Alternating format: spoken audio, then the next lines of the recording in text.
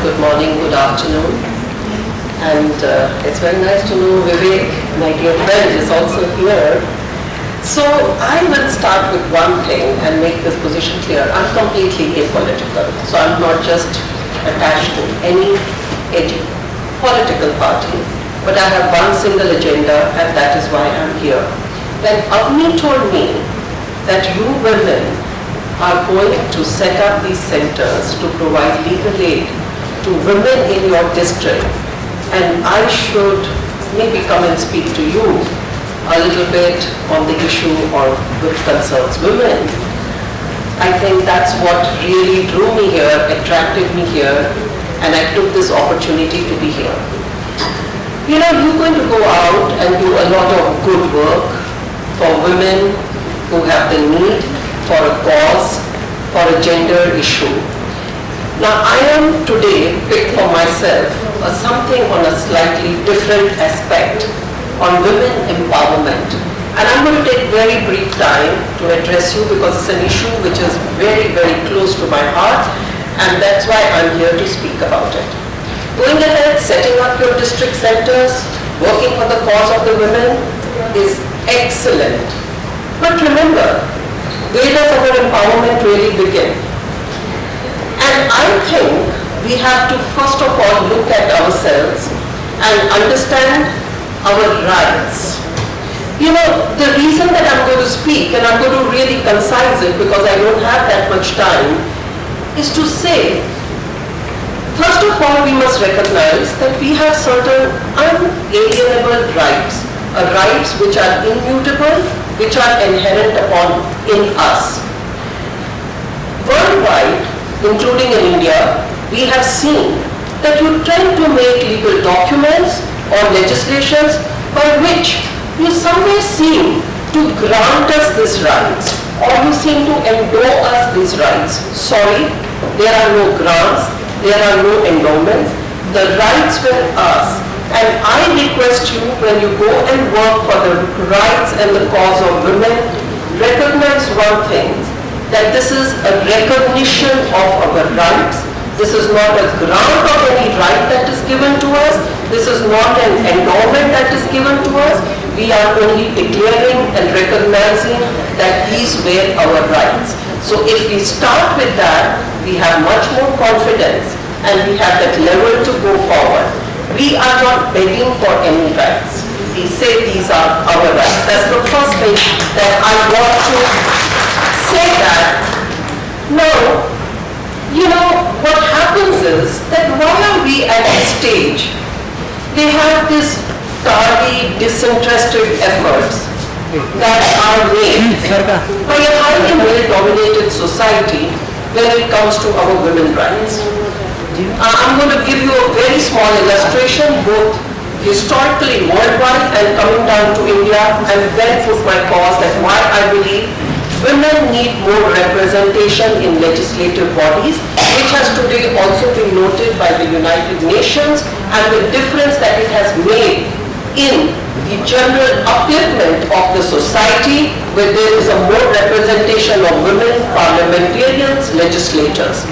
You know, way back in 14th, 15th century, there was a general, there's a history to it, that women were treated as chattels, they were treated as goods.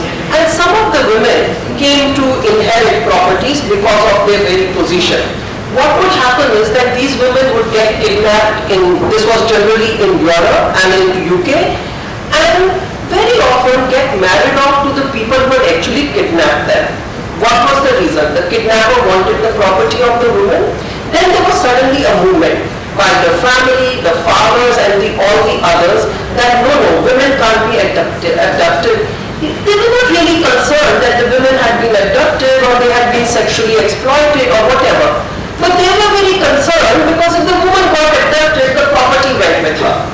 So the cause was more the property, the woman was only the chattel, and that is how the laws came to be formulated regarding women abduction and all. So understand, women really never had a say in the formation of these particular laws, but some male-oriented society formulated the laws for them.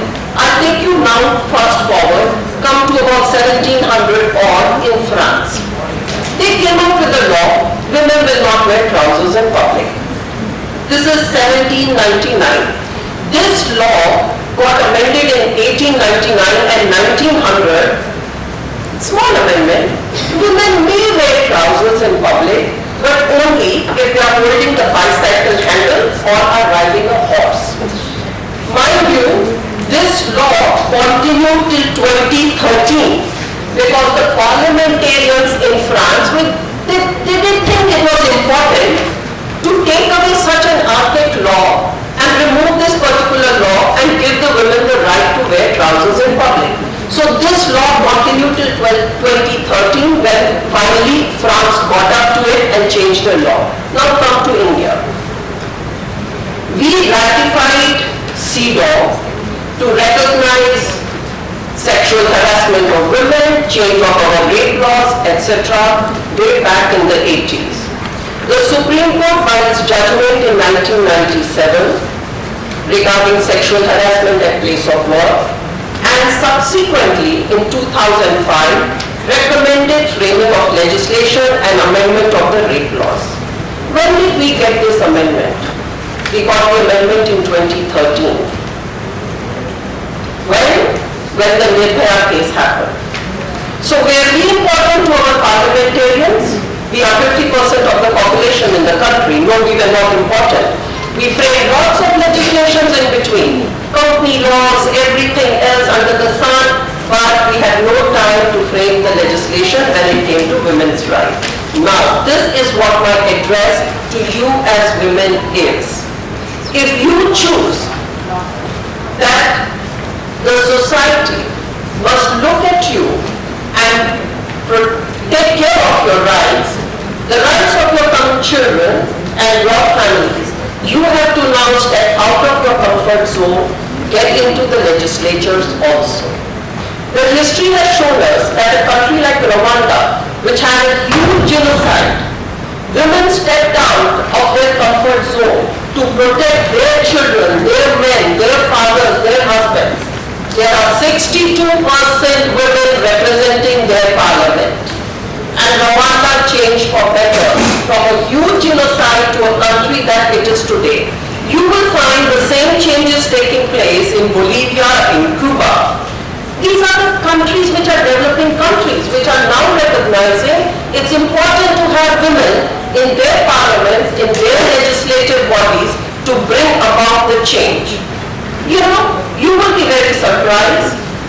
Countries like US, the last state in the US that allowed women voting rights was somewhere in 1980s.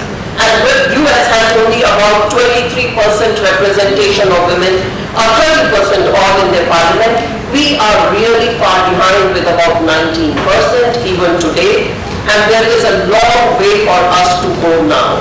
And it is about the time that if we want the women empowerment really to happen, the legislations to be molded the way we believe they should be molded, I think there is time for women now to step forward and take center stage in the parliament. Now I'm going to leave this because of the time frame that I have today, which is really short.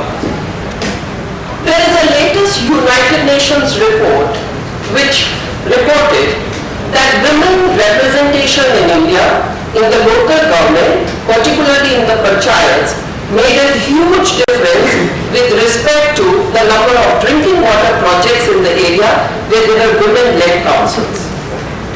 Now, do you identify this, please? When there were just men in those panchayat bodies, women would walk miles and miles to fetch the pot of water for their families. When women took center stage in the panchayat, the first thing that they did was to address their drinking water problem. Their families had clean, wholesome drinking water. Now, this is how the difference comes to a society. Take a second example. Let's go to Norway.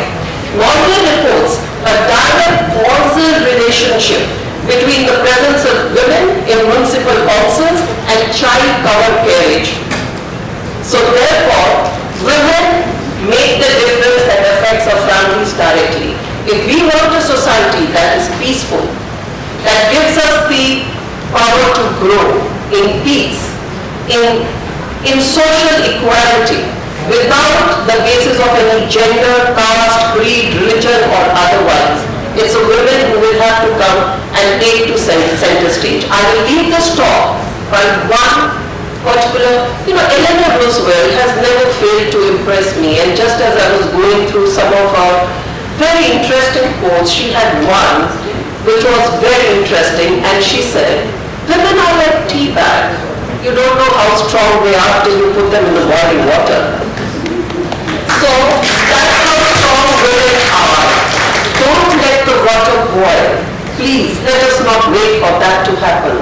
Let's move forward and grab it now before we come to a situation that we find ourselves that we have to move in and take the center stage like the genocide in Rwanda or that boiling water that Eleanor Roosevelt spoke about. Let there be a leadership tomorrow and in the very near future when we don't talk about women leaders, we talk about leaders as one gender and we don't look at them as women or. Thank you so much for having